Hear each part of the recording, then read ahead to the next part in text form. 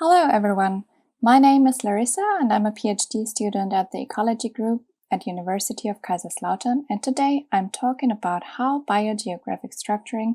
of benthic microbial communities is influencing the establishment of global bioindicators for coastal aquaculture impact monitoring.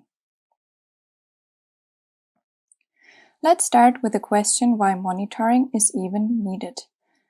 Aquaculture farms are located in coastal environments and are not enclosed,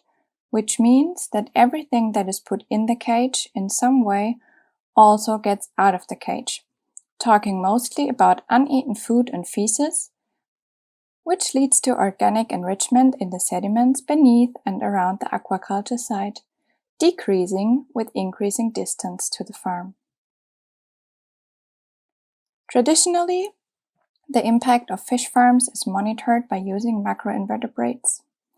that are sampled and then counted and taxonomically assigned and listed in inventories, which is a quite time-consuming and costly procedure. Based on both presence and absence data and abundance of these specimens, biotic indices like, for example, the AMBI can be calculated, which then can assign an ecological status and quality to the samples. A novel and very promising approach, as already described in several publications, is the inference of the ecological status by using microbial communities, where their eDNA gets sampled from the exact same stations as macroinvertebrate species and processed by standard molecular workflows, including PCR and sequencing. My colleagues and I have shown that, for example, supervised machine learning is a quite promising approach, which molecular markers mirror the monitoring results of macrofauna. Since most of the studies till now only focus on single farms or farms from the same region or country, we were wondering if this would work for a more global dataset, and if there would be biogeographic structuring within the microbial communities. We also wondered if we could find bioindicators for ecological status or even core communities that are the same in all countries, and if it would be possible to apply the machine learning approach to a global dataset and train the algorithm to predict the ecological quality globally. To target this, we put together samples with different ecological qualities from Scotland, Norway and New Zealand, some of the major salmon-producing countries, and extracted eDNA, and did two separate PCRs to target both bacterial and ciliate communities, which we then sequenced with Illumina sequencing, did some downstream bioinformatics for high-throughput sequence analysis, and assessed beta diversity and community structures, and then trained a leave-one-out random forest model with these data to compare the prediction accuracy for both ecological status and country origin. To start with, we did multidimensional scaling plots based on Bray-Curtis similarity, which shows how similar samples are to each other regarding their community composition. The closer the points are in this plot, the more similar samples are to each other. As you can see, there is a quite pronounced structuring for all three countries, Norway, New Zealand and Scotland, with Norway and New Zealand being quite narrow in dispersal on the MDS1 axis, while Scotland shows a wide range of dispersal for MDS1 and MDS2 axis. What is also unexpected that the New Zealand samples seem to be closer to Norwegian samples, as in fact we would expect the Scottish samples to cluster closer to the Norway samples since they are origin in European waters. If we now take this MDS plot and shift the coloring from countries to ecological quality, we can see that there is a slightly less pronounced structuring for the samples on the left side regarding bad quality of the samples and good quality of the samples.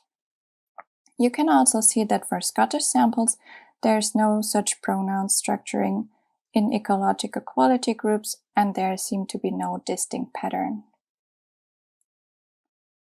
For ciliates, the geographic structuring is quite similar as for bacteria. New Zealand is again clustering between Norway and Scotland, while the dispersal area for all three countries is more similar than for bacteria.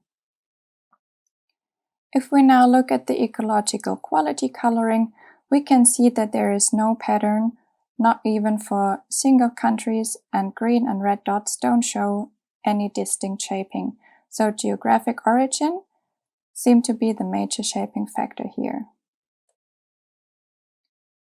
If we are looking at the taxonomic composition of all ecological quality groups for all 3 countries, we can see why Norway and New Zealand clustered together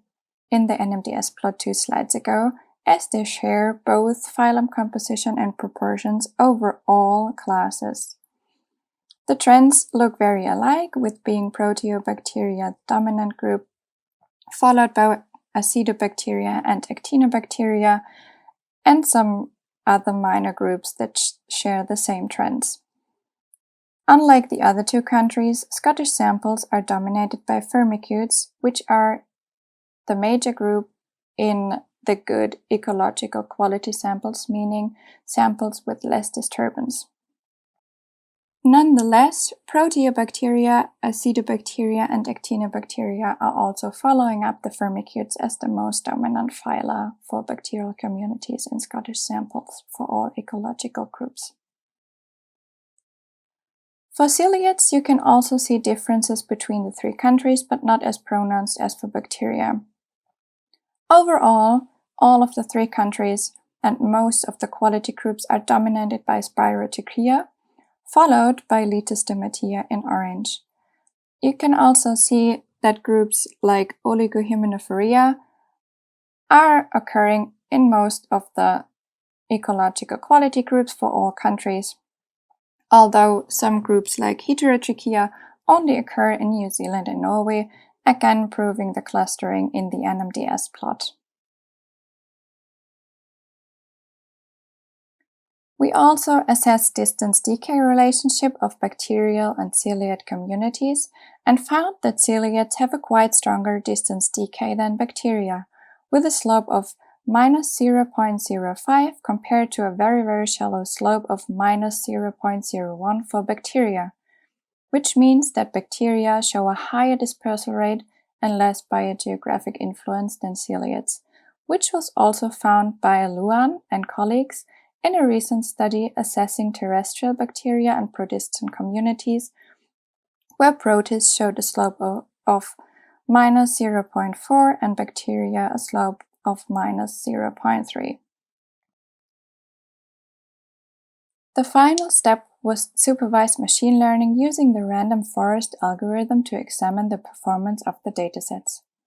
At first, we predicted country origin of each sample, which resulted in very high accuracy and kappa values for both ciliates and bacteria, with bacteria performing slightly better than ciliates, with a prediction accuracy of country origin of each sample of 99.39%, which is close to perfect.